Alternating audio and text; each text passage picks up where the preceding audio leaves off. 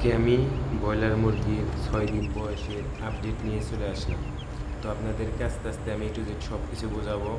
তো আজকে আমি 5 দিনের মাথায় ভ্যাকসিন দিয়েছিলাম। পুরো 8-10 ঘন্টার মতন খাবার খাইনি। তো তারপরে আমি খাবার দিয়ে দিছি। তারপরে AIB একটা ভিটামিন আছে, ওইটা দিয়ে দিছি। পাত্রের মধ্যে খাবার দিয়ে দিচ্ছি, এখন তার ভালোভাবে খাচ্ছে। আর খাবারের বিষয় হচ্ছে, আর পানি আপনারা যত পরিষ্কার রাখতে পারবেন তত ভালো।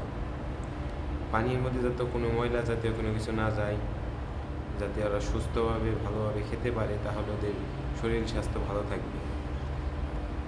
আর আমার এটা হচ্ছে ছোট একটা আমি প্রশিক্ষণমূলক আমি এটি পাল্টাছি।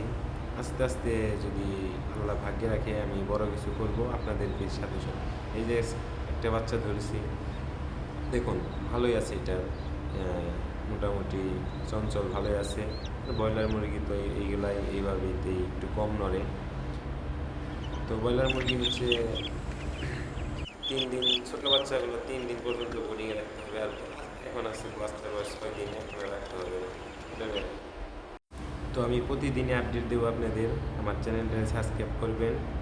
আর কি সমস্যা এগুলো বলবেন, আমি আপনাদেরকে বোঝানোর চেষ্টা করব। আর আমি প্রতিদিনের আপডেট প্রতিদিন দিয়ে দেবো আপনাদেরকে। আর ব্রয়লার মুরগি পালবেন খুব পরিষ্কার জায়গায়, খুব যত্ন সহকারে। আর আলোর মধ্যে রাখতে হবে। আর খাবার 24 ঘন্টা রাখতে হবে। আমার চ্যানেলটা সাবস্ক্রাইব করবেন আর ডেইলি আপডেট পেয়ে যাবেন। আল্লাহ হাফেজ।